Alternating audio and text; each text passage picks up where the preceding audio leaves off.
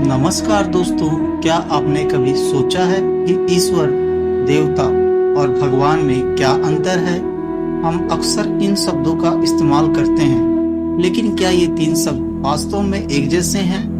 इन शब्दों के अर्थ, उनके इतिहास और उनके महत्व को समझना हमारे धर्म, संस्कृतियों और धार्मिक विचारों को गहरे से समझने का एक अवसर प्रदान करता है। आइए इस वीडियो में हम इस महत्वपूर्ण विषय पर चर्चा करते हैं और जानने की कोशिश करते हैं कि इन शब्दों का सही अर्थ क्या है और इन्हें किस संदर्भ में प्रयोग किया जाता है।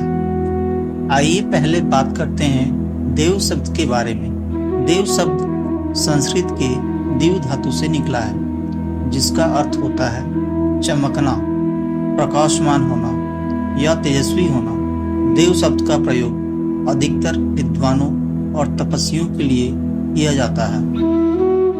संस्कृत, जो कि देव भाषा मानी जाती है, में देव शब्द का प्रयोग न केवल सूर्य के लिए किया गया है, बल्कि असुर और महान विद्वानों के लिए भी। उदाहरण के लिए रावण, जो कि एक असुर था, फिर भी उससे एक महान विद्वान माना जाता था, क्योंकि वह संस्कृत में पारंगत था। अब बात करते हैं देवता शब्द की। देवता भी संस्कृत के दिव धातु से ही उत्पन्न हुआ है, लेकिन इसकी दोहरी भूमिका है। देवता का अर्थ है दिव्य शक्तियों का स्वामी।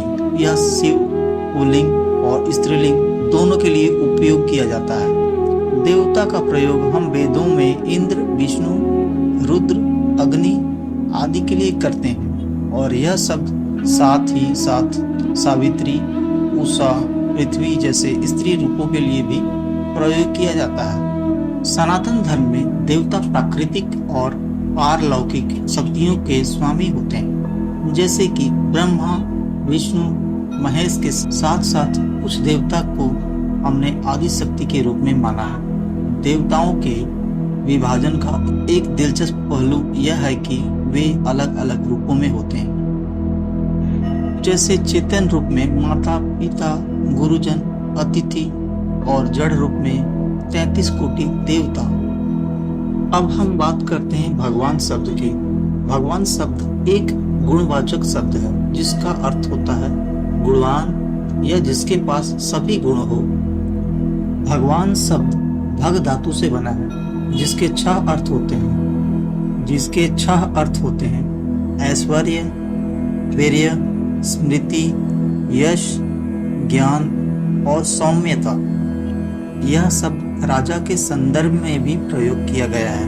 वेदों में राजा को ही भगवान कहा गया है, क्योंकि राजा धर्माध्यक्ष होते थे और उन्हें समाज का कल्याण करने का उत्तरदायित्व सौंपा गया था। राजा राम और राजा कृष्ण इसके उदाहरण है।